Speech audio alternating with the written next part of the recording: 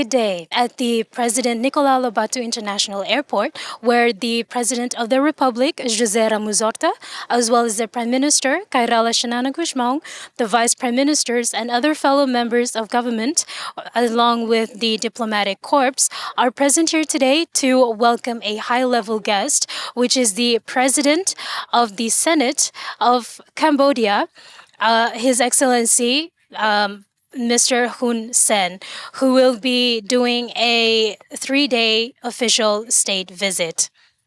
The Cambodian delegation is expected to engage in a 3-day of series of bilateral discussions aimed to strengthening diplomatic and parliamentary ties between the two nations.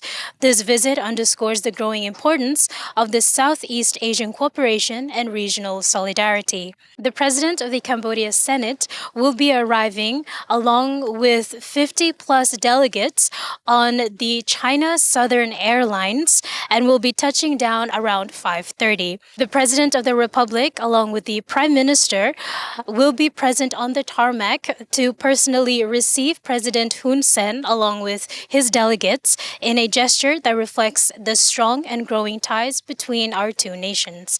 The leaders will exchange a warm greeting following a traditional Timorese welcoming featuring local cultural performances and a formal guard of honor.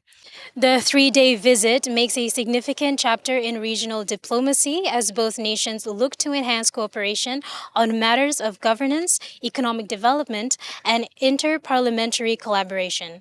President Hun Sen is expected to begin his official program tonight with a courtesy meeting, followed by a series of high-level engagements scheduled over the coming days.